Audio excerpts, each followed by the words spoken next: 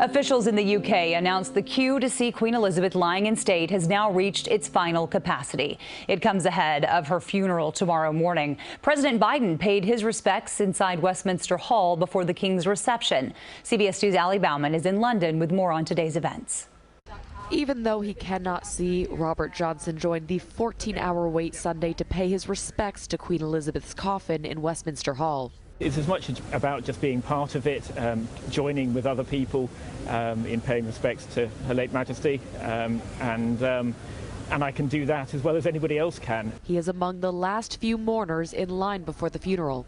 I think, too, people have spoken a lot about the atmosphere in Westminster Hall, and I will be able to experience that like anybody else can. Earlier, President Biden made the sign of the cross at the Queen's coffin, lying in state. Then he and the First Lady both signed condolence books for the royal family. All the people of England, all the people of the United Kingdom, our hearts go out to you, and you were fortunate to have had her for 70 years. We all were. The world's better for her. The president detailed how the Queen reminded him of his own mother.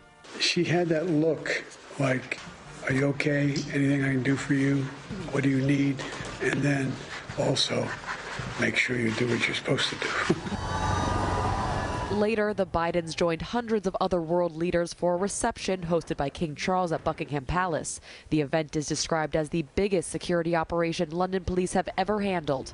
Meantime, security is tightening up all around London, and final rehearsals are underway for the funeral. By Monday, we'll have over 10,000 officers deployed. The eve of the funeral ended with 1 minute of silence across the country in the Queen's honor. The Queen's lying in state will end Monday morning. Then a procession will carry her coffin here to Westminster Abbey, where the funeral is set to begin at 11 a.m. London time. That's 6 a.m. in New York City. In London, Bauman, CBS 2 News. And stay with CBS 2 for all the remembrances for Queen Elizabeth, including full coverage of her state funeral tomorrow morning.